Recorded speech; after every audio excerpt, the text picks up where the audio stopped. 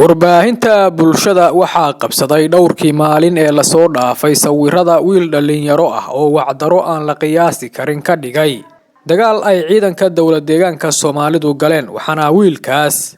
oo ay dhafoorkiisa ka muuqatay geesinimo iyo guulo uu ka keenay furinta dagaalka nafteeda u hibaysay gabar qurux badan oo sheegtay inay nafteeda siisay wiilkaas maadaama uu isba naftiisa u hibeeyay difaaca dalkiisa waxaana intaas kadib hadlay mas'uuliyiin ka tirsan dowlad deegaanka Soomaalida oo sheegay in ay si degdeg ah u dhisi doonaan reerkaas sheekada xiisaha leh ee ka dhalatay dhacdadaas ayaa si ah in dhalinyaro badan oo iska abulo ah ay boor ismariyeen ayagoo raadinaya gabdho naftooda u hibeeya waxayna sheekadaasi noqotay mid xiiso leh oo abuurtay hadalhayn fara badan haddaba maxay uga dhigan tahay dhacdadan ciidanka Soomaaliyeed ee ku sugan furinta dagaalka dhacdadan oo ah mid naadir ah waxay dhiiri gelinaysaa ciidanka Soomaaliyeed ee cadawga la dagaalamaya waxayna fursad siin doontaa wiilal badan oo naftooda u huray difaaca dalkooda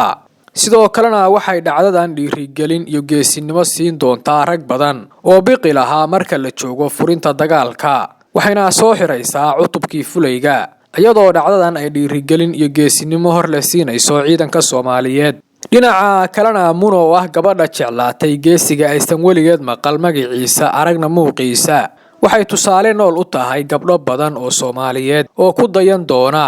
in ay garab iyo xile u noqdaan wiilasha Soomaaliyeed ee furimaha cadawga guulaha ka keena dhacdadan oo ah midii ugu horeysay ee la arko waxay jiifka ka kicisay dhalinyaro badan oo iska abulo ah kuwaas oo ciid isku shubay si ay u helaan gabdho qalbi wanaagsan oo la mid ah gabadhan idin muuqata